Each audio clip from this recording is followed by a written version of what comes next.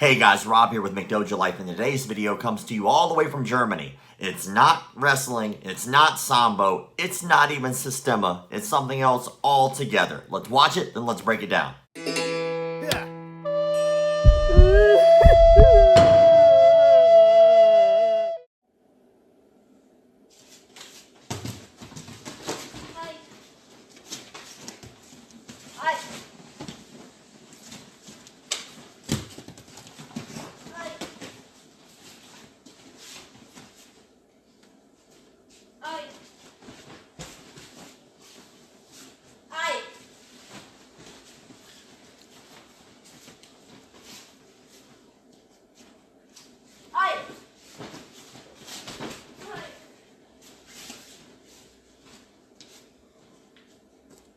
Успели выстрелить? Нет.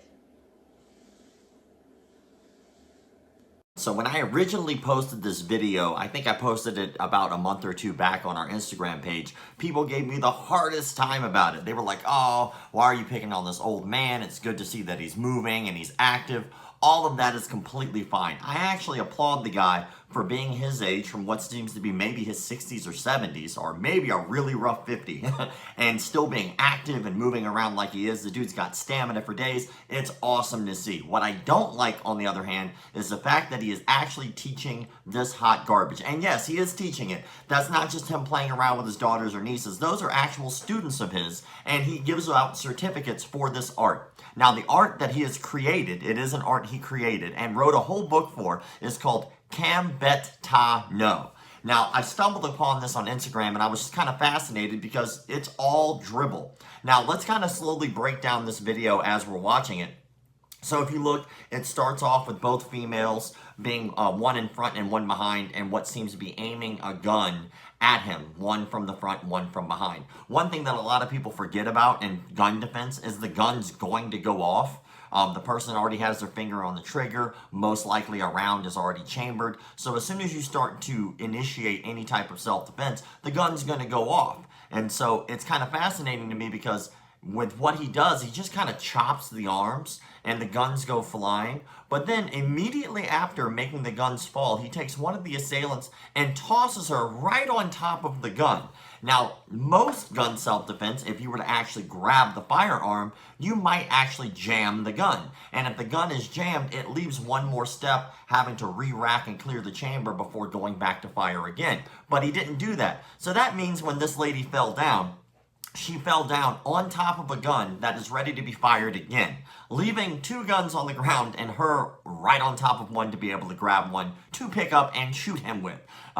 Then the next girl pulls out a knife and simulates a stab. He parries that off to the side, and for some reason, as he parries it off to the side, the knife again just flies out of their hands. I'm not sure what type of hands these people have in his fantasy world where you can just chop things and guns and knives go flying everywhere, but in reality, those things are not going to just fly out of the person's hands. 9 times out of 10, we can't say never, right? He tosses her to the ground, and then again, he tosses her and leaves her alone to go after the other assailant.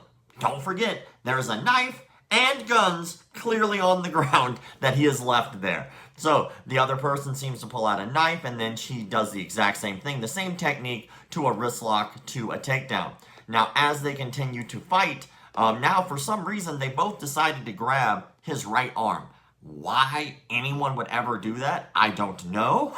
He doesn't have a weapon in that hand whatsoever, so there's really no reason for them to grab his arm, but they do anyway, and then he goes to a series of wrist locks. Here's a wrist lock to a takedown, here's a wrist lock to a takedown, she falls eventually, and then after that, they're all pretty happy with what happened. Then they all go back, oh, we're about to fight again, wrist lock again, wrist lock again.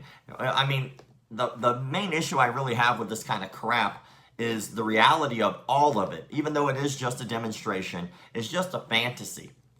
And in a self-defense situation, you're going to want to try to, obviously you're in a controlled environment. There is a lot of safety that's there. So in the back of your head, you know you're safe.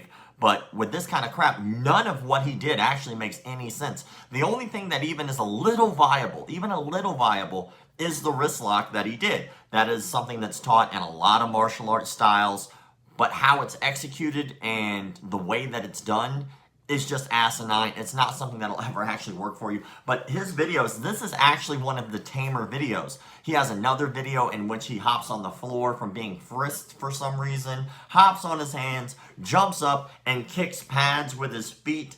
He has another one where he's just flailing around hitting pads without any true technique or care for his wrists, elbows, or even hitting correctly so he doesn't mess up his hand. I gotta say, I'm very concerned for anybody who actually trains with this man because he may be senile. I'm not sure. I can't really say, but it just seems like he's not really in touch with the reality of what self-defense really is. I really hope that students kind of wise up and pay more attention before they follow blindly someone like this. And yes, he is old, and but there are old con men just like there are young con men, so we're gonna get past that. But thank you all again for listening to me babble about fake martial arts. I appreciate all the likes, comments, shares, subscriptions, and all that other crap. Keep the martial arts legit.